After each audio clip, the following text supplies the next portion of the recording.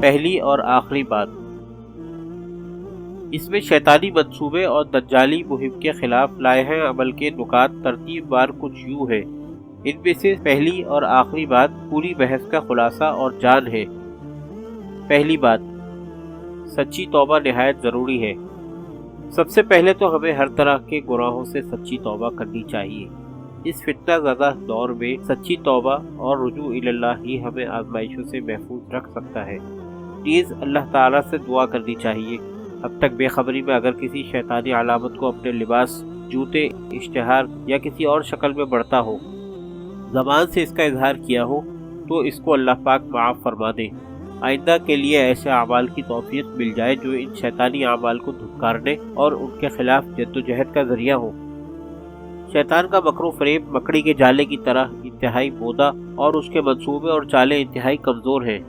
دل کی توجہ سے ایک مرتبہ اللہ کی طرف رجوع کرنے، اس کی کبریائی بیان کرنے یا ایک لاحول پڑھنے کی دیر ہوتی ہے۔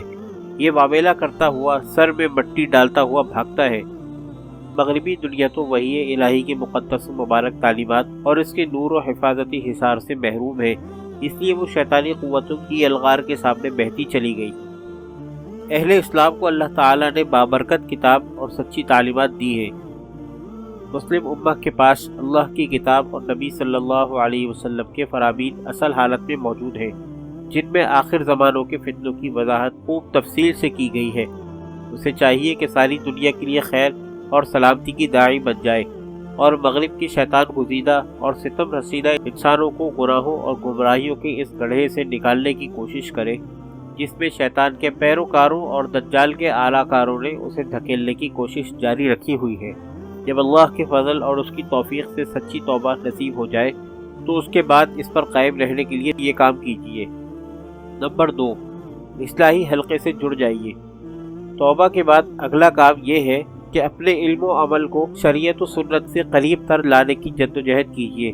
اس کا آسان طریقہ یہ ہے کہ ایسے علمی و اصلاحی حلقوں سے جڑ جائیے جہاں اہل حق، علماء کرام اور مشائخ اعظام شریعت و سنت کا نور پھیلا رہے ہیں، اور فتنوں کی اس دور میں اپنے پروں تلے آنے والے امتیوں کے ایمان کی یوں حفاظت کر رہے ہیں جیسے مرغی اپنے نادان اور کمزور بچوں کی حفاظت کرتی ہے۔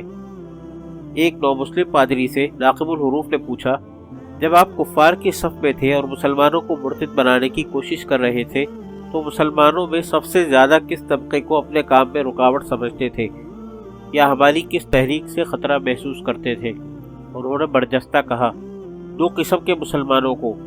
ایک وہ جو مسلمانوں کو مسجد سے جوڑے۔ جو مسجد سے جڑ جاتا ہے وہ اللہ تعالیٰ اور اس کے رسول صلی اللہ علیہ وسلم سے جڑ جاتا ہے، اور ہم تو لوگوں کو اللہ اور رسول سے دور کرنا چاہتے تھے۔ دوسرے وہ لوگ جو جہاد کی بات کریں، یعنی عملاً جہاد کریں یا نہ کریں، لیکن صرف جہاد کو فرض عین بتائیں، لوگوں کو یہ سمجھائیں کہ قتال فی سبیل اللہ شرعی فرائض میں سے ایک فرض ہے۔ یہ ہمارے لیے سب سے زیادہ خطرناک تھے، ان کا کوئی علاج ہمارے پاس نہیں ہے۔ محترم سامعین، دراصل ان علمی و اصلاحی حلقوں جو مساجد و مدارس اور خانقاہوں میں قائم ہوتے ہیں سے جڑنے کی بہت سی برکات ہیں۔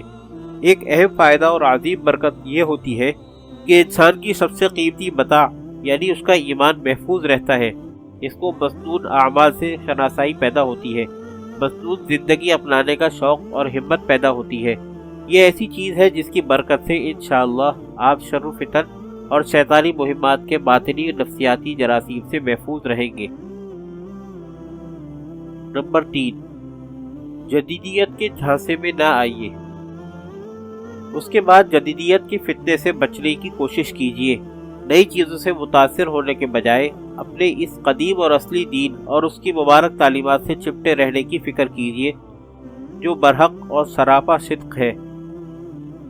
جدیدیت کا لیبل لگی چیزوں، خصوصاً مغرب سے آئی ہوئی چیزوں اور مغرب زدہ لوگوں سے بچیے، ان کے نظریات و افکار سے بھی اور ان کی تہذیب و روایات سے بھی۔ یہ لوگ باتوں باتوں میں انسان کو فتنے میں مبتلا کر دیتے ہیں۔ مثلاً مغرب زدہ دینی اسکالر ہمیں ماڈرن اسلام سمجھانے کی کوشش کرتے ہیں، جبکہ ماڈرن اسلام کوئی چیز نہیں، انسان یا تو مسلمان ہے یا کچھ اور ہے، بیچ کا دوغلا راستہ نفاق ہے۔ اسی طرح ناول، کارٹون اور فلموں کے ذریعے اہل مغرب اپنے دجالی نظریات ہمارے ذہنوں میں انڈیلنے کی کوشش کرتے ہیں۔ وہ جادوئی اعتقادات کی ترویج کے لیے فرضی مخلوق اور وہمی شخصیات کے قصے کہانیاں لکھتے اور ان پر فلمیں بناتے ہیں۔ اڑنے والا اژدہا، سینگوں والا ناقابل شکست ہیبلا، پروں والی خلائی مخلوق، نچلا دھڑ گھوڑے جیسا اور اوپر کا انسانوں جیسا، ماورائی طاقتوں کے حامل پراسرار فرضی شخصیات، یہ سب کچھ دراصل انسان کو ذہنی طور پر مرعوب کرنے اور نفسیاتی شکست اور ٹوٹ پھوٹ کا شکار کرنے کے بعد اس پر قابو پانے کی کوششیں ہیں۔ لہذا خود کو اور اپنے متعلقین کو فرضی ناول، کہانیاں پڑھنے اور فلمیں اور کارٹون وغیرہ دیکھنے سے بچائیں۔ نیز ایسے نیم مذہبی اور نیم مغربی اسکالروں کے بیانات نہ سنیں جو خود سیرت رسول صلی اللہ علیہ وسلم اور اسوہ حسنہ سے محروم ہے، تحریف کے نام پر جدیدیت کے فتنہ عظمیٰ کا شکار ہے، اور اس راستے سے وہ ہمیں اباحیت اور پھر دجالیت کی طرف لے جانا چاہتے ہیں، کیونکہ اس میں شک نہیں، اس طرح کی مخلوق سے متاثر انسان تاریکی کے عالم بردار اور نامانوس قسم کی فتنہ باز و فتنہ پرور مخلوق دجال اکبر کا آسان ترین شکار ہوگا۔ نمبر 4، شریعت و سنت کو طرز حیات بنائیے۔ جو اللہ تعالیٰ کا قرب چاہتا ہے وہ شریعت و سنت کو طرز حیات بنائے، شیطانی کاموں اور دجالی فتنے سے اپنے آپ کو بچائے۔ ان دونوں کا فتنہ شر اور باطل پرستی کا فتنہ ہے۔ اس کا علاج خیر کو پھیلانے اور خدا پرستی کو عام کرنے میں ہے۔ جہاں شریعت کا حکم زندہ ہوگا، حضور صلی اللہ علیہ وسلم کی سنت پر عمل ہوگا، وہاں شیطان شکست کھائے گا اور واویلا کرتے ہوئے بھاگے گا۔ جہاں انسان گناہ کرے گا، حیوانات کی طرح نفس پرستی میں مبتلا ہوگا، وہاں شیطان کا کام آسان ہوگا اور انسانیت فتنہ دجال کے پھندوں میں پھنستی چلی جائے گی۔ اللہ اور رسول سے محبت کرنے والوں کے لیے یہ امتحان کا وقت اور غیرت دکھانے کا لمحہ ہے کہ وہ اپنے خالق و مالک رب کے دین اور اپنے محسن و مشفق نبی صلی اللہ علیہ وسلم کی امت کی ہدایت اور استقامت کے لیے کیا کچھ کرتے ہیں، اور اپنے اور ساری مخلوق کے دشمنوں اور ان کی چیلوں کے مقابلے میں کتنی مشقت اٹھاتے اور استقامت کا مظاہرہ کرتے ہیں۔ نمبر 5، مسنون اعمال اور مسنون دعاؤں کا اہتمام کیجیے۔ علاوہ ازیں دجال کا فتنہ شیطان کا عظیم فتنہ ہے، اس سے حفاظت کے لیے رحمانی حصار میں آنا ضروری ہے۔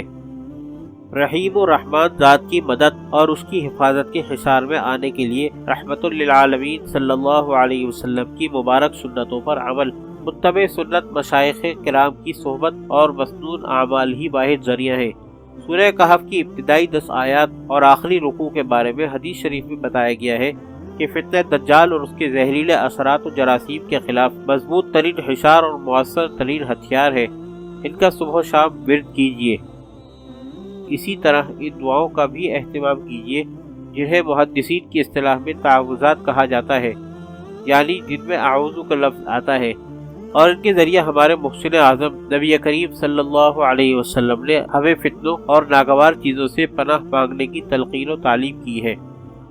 یہ دعا اللهم إني أعوذ بك من الهم والحزن وأعوذ بك من العجز والكسل وأعوذ بك من الجبن والبخل وأعوذ بك من غلبة الدين وقهر الرجال۔ نیز اللهم إني أعوذ بك من شر فتنة المسيح الدجال۔ صحیح بخاری کتاب الدعوات۔ آخری بات، نظریہ جہاد کو زندہ کیجیے۔ آخری بات یہ ہے کہ منحوس شیطانی علامات اور مکروہ دجالی نشانات کی روک تھام کیجیے، اس کی جگہ اللہ کی تسبیح اور تقدیس کو عام کیجیے، رحمانی شاعر کا احترام کیجیے، گناہ چھوڑنے اور چھڑوانے کی ترغیب دیجیے، اور دجالی فتنے کے واحد حل جہاد فی سبیل اللہ کے عظیم فرض کی ادائیگی کی فکر کیجیے۔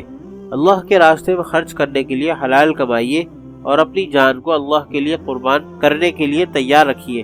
نظریہ جہاد کو زندہ کیجیے اور قتال فی سبیل اللہ کے ساتھ کسی نہ کسی درجے میں جڑ جائیے۔ جان، مال، زبان، دامے، درمے، سخنے، کسی نہ کسی شکل میں فرض قتال فی سبیل اللہ ادا کیجیے۔ اس سے غافل رہنا اجتماعی خودکشی ہے، یہ ذلت والی زندگی کو قبول کرنے اور حسرتناک موت کو دعوت دینے کے مترادف ہے۔ لہذا ہر حال میں اس سے کسی نہ کسی شکل میں جڑے رہنا ضروری ہے۔ یہ کسی بھی اشکال کی بنا پر ساقط نہیں ہے۔ روز قیامت یہ سوال نہیں ہوگا کہ نیکی کی جدوجہد میں کتنی کامیابی حاصل کی، سوال یہ ہوگا کہ نیکی پھیلانے اور بدی کے خاتمے کے لیے اپنی مقدور بھر کوششیں کیوں نہیں کی۔ ہم سب کو وہ لمحہ یاد رکھنا چاہیے جب ہم سے یہ سوال ہوگا، لازماً ہوگا اور برسر عام ہوگا۔ پھر ہمارے سامنے خیر کے داعیوں اور اسلام کی سپاہیوں کو اعزازات و انعامات ملیں گے، اور خیر و شر کے معرکے میں پھسٹی پن دکھانے والوں کو حسرت اور ارمان کے علاوہ چارہ نہ ہوگا۔